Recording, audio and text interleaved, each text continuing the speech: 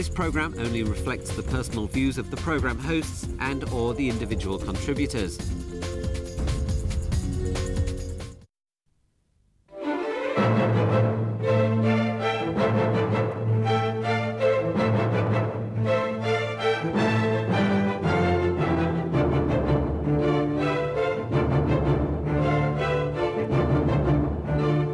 This is Newsline. I am Michael Chugani. Tonight, the one and only Uncle Ray. Uncle Ray, thank you for coming on the show. You've been here once before, but that was quite a few years ago.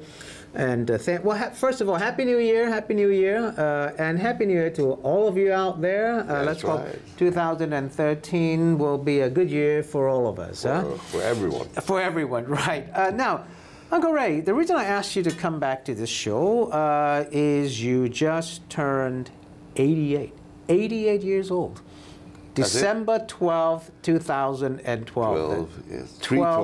12. I was at your birthday party. That's right. And it was great fun. You had all the old artists from ways back performing. It was just wonderful. But you know, when I was there, and I was looking at you, you were having a great time at your party, and you know, you're supposed to be the world's oldest DJ. Still going strong at 88. The oldest teenager, they call me. The oldest teenager, the oldest DJ. How do you do it at 88? I mean, look at you, you're lively, you know, you're alert. Michael, how do you do it? My answer is very simple, just one word, music. What's that word? Music. That keeps you good and happy and alive. From my first day of my record collecting, you know, my record collection is second to none. You have a huge record collection. Oh, I have over 20,000 LPs. But you can listen to all of that now. No, but I only pick the good ones, you know. But I just refuse to give any away, or throw any away. Where do you store it all? 20,000. Well, then you need a big room. So my sitting room is all stacked up, you know, from ceiling to the floor, and only part of my collection is revealed. The rest was in cupboards, you know. If you were stuck, you said music is what keeps you going. Mm-hmm. If you were stuck on an island, a desert island, and there was no music, what are you going to do? I would ask, could I bring one record? No, if you were there and you were stuck there and there's nobody there, what are you going to do? I want to sing myself. That's a very good answer. Now, you have a show, All the Way with Ray, and I try to listen to that every night if I can before going to bed. Thank you. It's a late night show.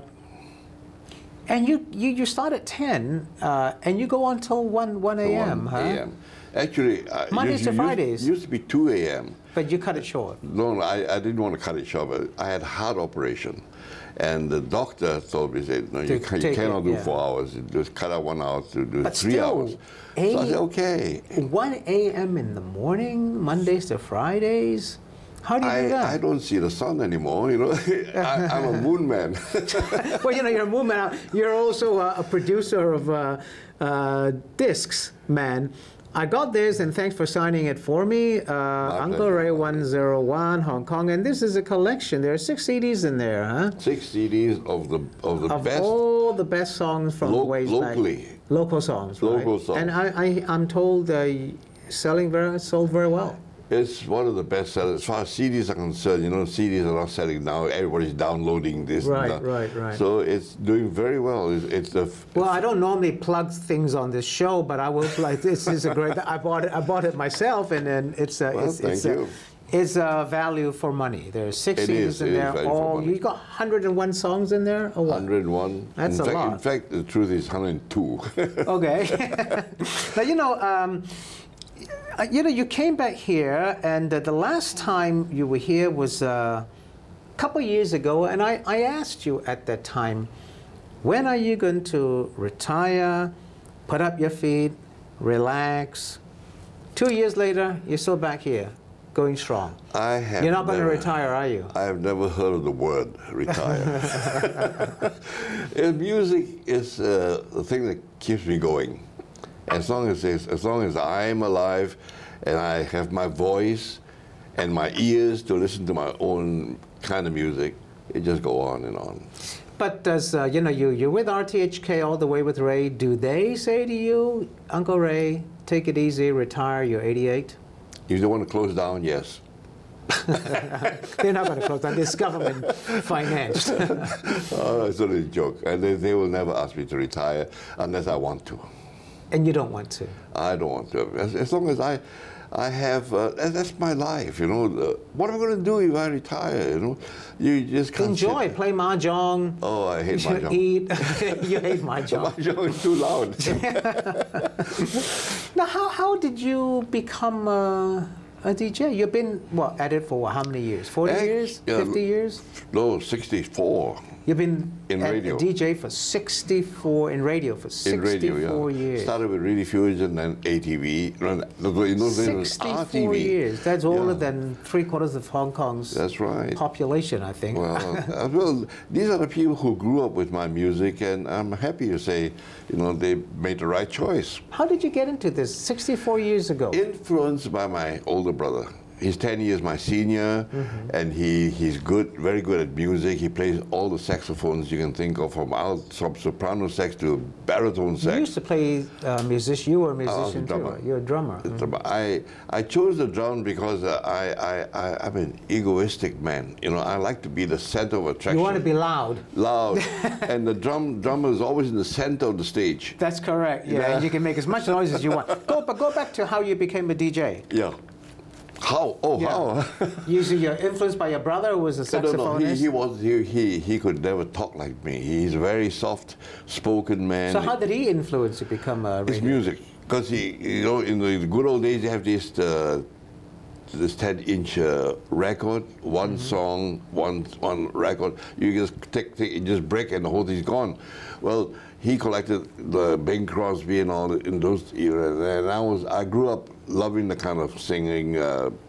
They call it big voice singers like Perry Como, Bing Crosby, etc.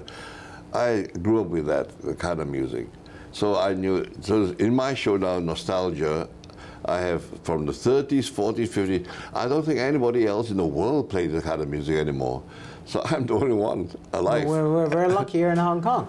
So he influenced you because of his music. He influenced to become a radio guy. And your first job and you've been ever since there was RTHK. Yes. No. My first job was Radio Fusion. Okay. You remember which is now ATV. It was now ATV. Which is now this show. Yeah, ATV. That's right. Yeah, so I can say my life, part of my life is with ATV. And then how did you join radio then? Well, I started with Radio Fusion in 1949, and then I was there for 11 years, and then in 1960, Radio Hong Kong advertised a vacancy for supervisor of light music or something like that. So I said, well, that's my kind of music, so I applied.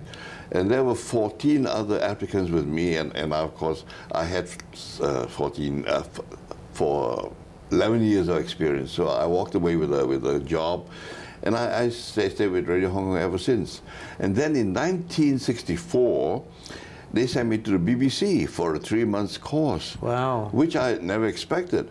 And that was the start of my whole career, because that was the year I interviewed the Beatles and all the other pop artists. You did interview a lot of people, like you say, the Beatles and so on. Who do you regret not interviewing? Only Is there man. a person you want to interview? Only one man. Who? Elvis. Because you see, he never came to this part of the world. He was always in USA, went to Germany for 2 years, then went back to USA, never came to this part of the world. He never toured in Asia.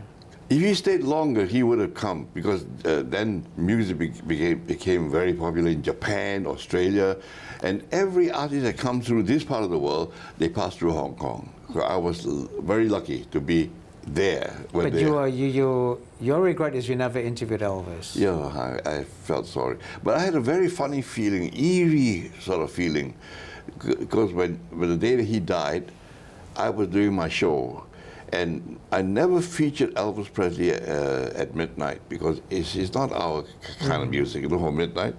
So that night I say, why didn't I play Elvis Presley? I say, he sings Love Me Tender, Are You Lonesome Tonight? All that are tender love songs. So I played about 6 songs by Elvis Presley that night, and the next day I heard he died. That was very coincidental. I felt sort of... How did you feel when that happened? I was broken down completely. I thought I couldn't say another word in front of the microphone. I was really shocked. That's an amazing story. It's like the Sixth Sense, you know what they call it. Right, right. So you're playing a tribute to him. Oh, a tribute to him right away, you know, and every year. Tell me this, Uncle Ray. You said Elvis is the person that you regret not having interviewed. You can't do it now. But the big hit now is Psy from South Korea. You want to interview him? South Korea. You know, the guy who does I admire his beat and all that, but it's not my kind of music, you know. Tell us why. Well, it's very hard to explain. First of all, I don't know the language. You don't like Gangnam Style music? Oh, yeah, I don't know what he meant by that. And I like the beat because I used to play rock and roll. I used to sing rock and roll in the trend of Bill Haley and the Comets. I used to be a singer with my own band. But he's not the type of person you want to interview. No, I don't think he's my type, to be quite honest. I think a lot of people would say that, and a lot of people would not say that. Now, you know, I wanted to ask you, you know, we just had this, the charity drive is still going on with this Operation Santa Claus, and RTHK is a part of that. But, you know, I researched back on your background, and ways back in the old days, you were very heavily involved in the raising of money for charity around Christmas time and Chinese New Year time. And you jumped into the harbor, I think, a couple of times, right? 3 times. 3 times into the cold harbor, and it was scary, I tell you, because it was in Blake Pier, just outside of Blake Pier, in the middle of the harbor. I got to jump in, and I said, my God, you can't see a thing because it's all dark, black, you see, from where you stand. So I had to jump because they gave me the money to jump. It was in winter time as well, right? In winter time, it was 33 centigrade those days. It wasn't Fahrenheit. You know? So I jumped in, but fortunately for me, another DJ who jumped in was Eddie Ao Young from the Chinese service. He was also voted the highest DJ. So we both jumped in, and we had to swim back to the Blake Pier. And fortunately for me, his wife, this Eddie Ao Young's wife, is a German lady. She had a bottle of brandy, and she had a flask of hot coffee. So I gave that to you. Yeah, of course, I also had. I want to pick up a little bit after the break. Don't go away. More of Uncle Ray soon.